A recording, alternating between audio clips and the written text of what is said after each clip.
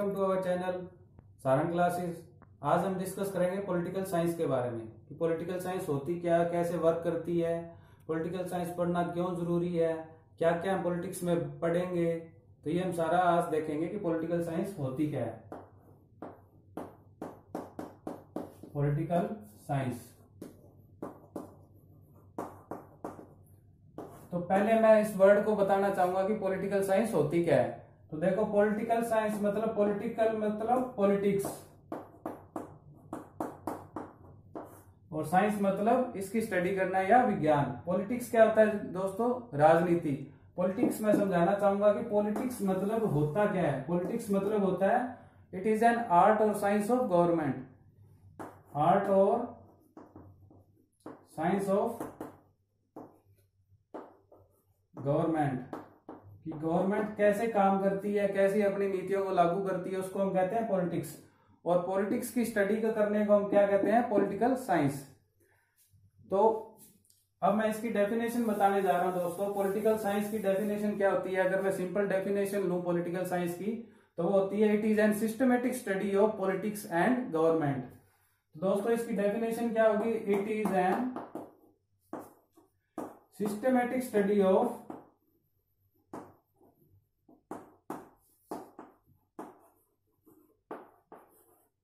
Politics and government. तो ये क्या है? इसकी एक डेफिनेशन है पॉलिटिकल साइंस की। It is a systematic study of politics and government. अब इसमें होता क्या है? सिस्टमेटिक स्टडी किस प्रकार से करेंगे हम? तो देखिए दोस्तों, आसान भाषा में समझते हैं कि सिस्टमेटिक स्टडी कैसे होगी कि किसको क्या मिलेगा, who gets what, when, where and how. देखिए समझते हैं, who gets what, when, where and how। किस चीज की सिस्टमेटिक स्टडी? कि किसको क्या मिलेगा, कब मिलेगा, कहां मिलेगा और कैसे मिलेगा। ये सारी बातें किससे रिलेटेड होती है? पॉलिटिकल साइंस से, जिसमें हमको पता चलता है सब कुछ।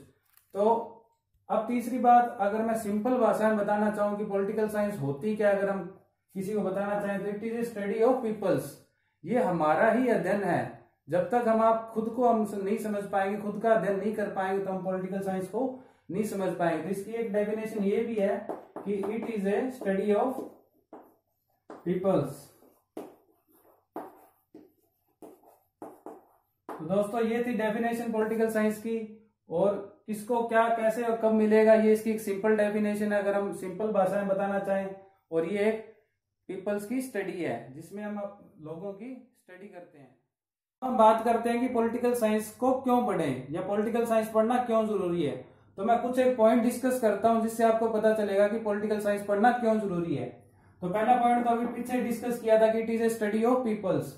It is study of peoples. दूसरा पॉइंट हम क्या लेते हैं कि हम इसमें क्या स्टडी करेंगे? जो हमारी वर्तमान घटनाएं हो रही है उनको समझना और उनको एनालाइज करना। तो दूसरा पॉइंट मैं क्या लिख रहा हूं? It helps us to understand and analyse the current events. कि जो वर्तमान में घटनाएं घट रही है उनको समझना और उनको एनालाइज करना, इसको हम कहते हैं पॉलिटिकल साइंस। पॉलिटिकल साइंस में हम पढ़ते हैं इसको। तीसरी बात मैं दोस्तों आपको बताने जा रहा हूं, तीसरा पॉइंट क्या है? ये हमारे आर्गुमेंट को इंक्रीज करता है। इट डेवलप्स और स्ट्रेंथन्स आवर आर्गुमेंट। जो हमारी तर्क शक्ति है उसको इंक्रीज करता है। कि हम कोई भी सब्जेक्ट या कोई भी विषय के बारे में अगर आर्गुमेंट करते हैं तो किस बेस पे करते हैं? अगर हमको पॉलिटिकल साइंस की नॉलेज होगी तो हम आर्गुमेंट बहुत आसानी से कर सकते हैं। तो पॉलिटिकल साइंस क्या करती है? हमारे आर्गुमेंट को डेवलप और स्ट्रेंथ करती है। अब चौथा पॉइंट हम लेते हैं कि it develops critical thinking, it develops critical thinking. अब क्रिटिकल का मतलब मैं आपको समझाना चाहता हूं दोस्तों। क्रिटिकल का मतलब होता है आलोचनात्मक सोच। मतलब अगर कोई विषय चल रहा है, अगर कोई बात चल रही है, अगर उसके बारे में हम उसका बैकग्राउंड जानते हैं, उसका जानते हैं कि इसके पीछे राजनीति या पॉलिटिक्स क्या चल रही है, तो हम उसकी आलोचना कर सकते हैं। अगर हमको पॉलिटिकल साइंस का ज्ञान ही नहीं होगा तो हम कोई भी विषय के बारे में आलोचना या आर्गुमेंट नहीं कर सकते। तो इसलिए पॉलिटिकल साइंस पढ़नी जरूरी है। तो क्या हमने पॉइंट डिस्कस किए? पहला तो it is a study of peoples, और दूसरा पॉइंट हमने डिस्कस किया कि जो करंट इवेंट्स चल रहे हैं उनकी स्टडी और एनालाइज करना। तीसरा पॉइंट क्या था? ये हमारे आर्गुमेंट को स्ट्रेंथ करता है।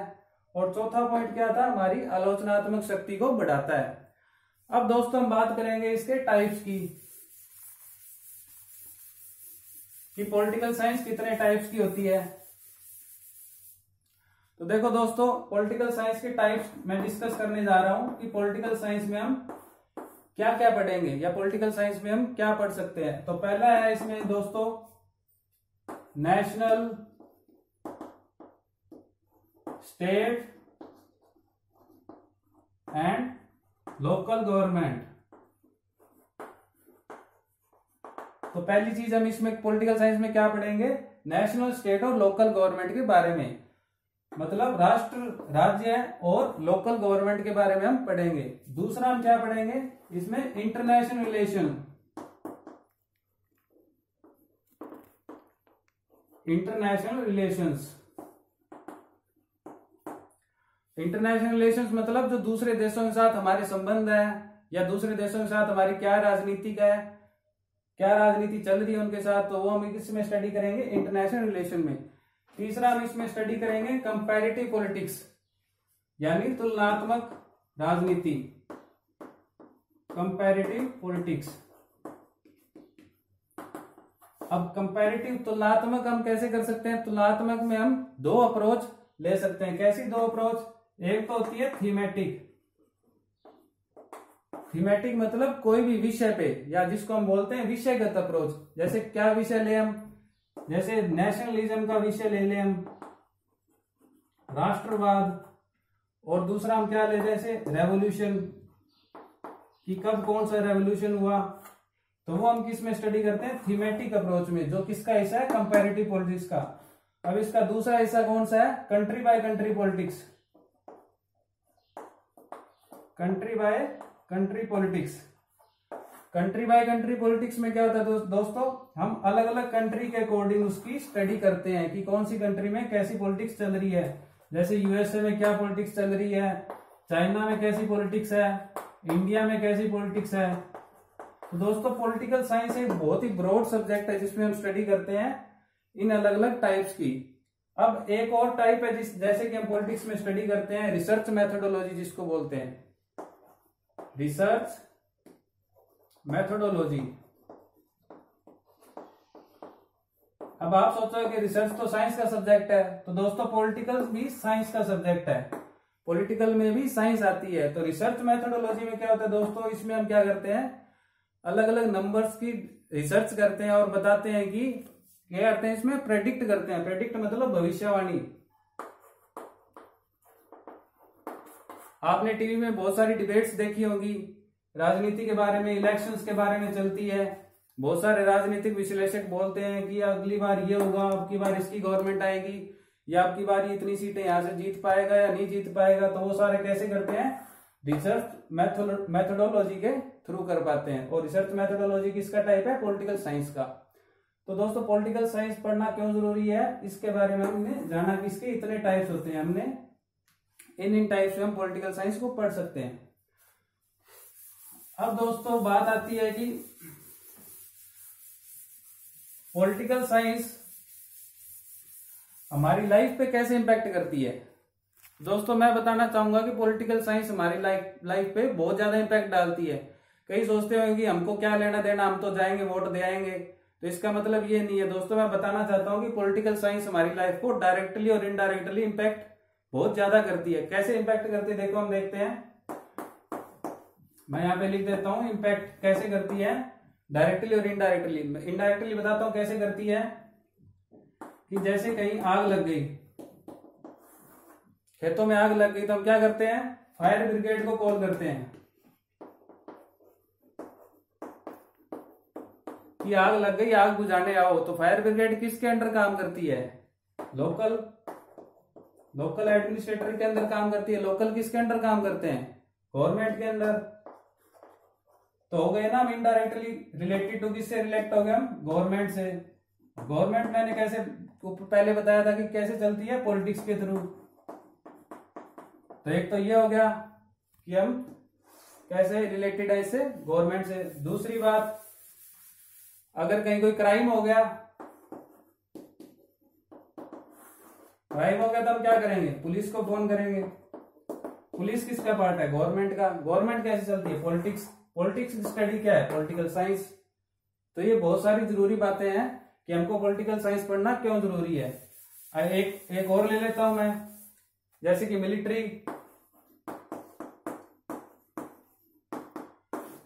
मिलिट्री जो बॉर्डर पे दिन रात लड़ती है हमारे लिए, आतंकवादियों को, टेररिस्ट को खत्म कर रही है, वो किसके अंडर चल रही है, गवर्नमेंट के अंडर। और गवर्नमेंट कैसे चल रही है, पॉलिटिकल साइंस के थ्रू। तो अगर हमको पॉलिटिकल साइंस की नॉलेज होगी तो हम इन सब चीजों की नॉलेज अपने आप आ जाएगी हमको। तो ये आंसर था कि हमको पॉलिटिकल साइंस क्यों पढ़नी जरूरी है, या पॉलिटिकल साइंस का हमारी लाइफ में क्या इंपैक्ट है।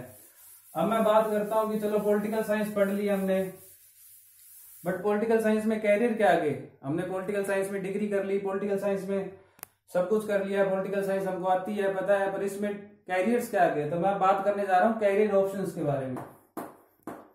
तो पॉलिटिकल साइंस में कैरियर ऑप्शंस भी दोस्तों बहुत ज्यादा हैं।